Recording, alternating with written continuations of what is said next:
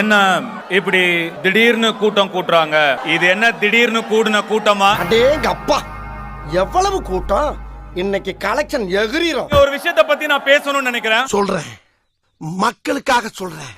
இந்த சினங்குண்ட சிறுத்தையை சிராச்சு சிறங்கு வர வச்சுட்டாங்க. சமீபத்துல ராயன் படத்துக்கு தேசிய விருது கிடைச்சது. தெரியுது, ராயன் படம் மொக்கையா இருக்குது, இதுக்கு எப்படி அவார்டு கொடுத்தாங்க? அப்ப மத்தவங்களுக்கு தெரியாது. யாரா இவனுங்க? எங்கிந்திரா வந்துக்கிறானுங்க? நல்ல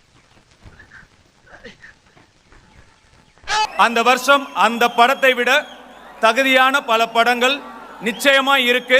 தங்கச்சி, உண்மையை சொல்றவங்க தெய்வத்துக்கு சமம் சொல்லுவாங்க. அது ஒரு காலம் ரிலீஸ் ஆச்சு. அப்ப நான் சின்ன பையன், நிச்சயமா இந்த படத்துக்கு எனக்கு தேசிய விருது கிடைக்கும்னு சொன்னாங்க. என்னடா சின்ன பையன் அப்படிங்கறனால நானும் ரொம்ப ஆசையா காத்துட்டு இருந்தேன். தம்பி, காமெடி வேண்டாம், நான் சொல்லிட்டேன். நானு காமெடி பண்ணாதேன்னு சொல்லிருக்கேன் நானு. பேட்டை, அதுக்கப்புறம் 3, மயக்கம் என்ன, மரியான், ராஞ்சனா, போதும் லிஸ்ட் பெருசா போய்கிட்டு இருக்கு. இத்தனை படங்களுக்கும் தேசிய விருது கிடைக்கும் நிறைய பேர் பேசினாங்க, டிஸ்கஸ் பண்ணாங்க. ஆனா கிடைக்கல.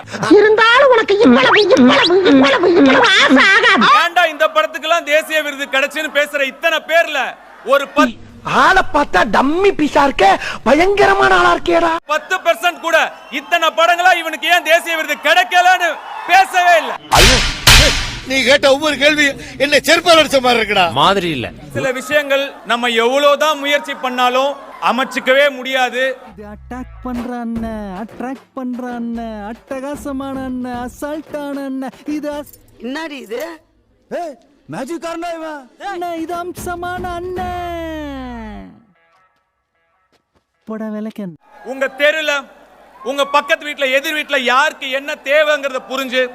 என்ன டிவில என்ன ப்ராப்ளம் பாரதி? இந்த கேபிள் கார கனெக்ஷன் சரியா கொடுக்கலப்பா. அத ஏன்ட்டு சொல்லணும் தானே, நான் எதுக்கு இருக்கேன்?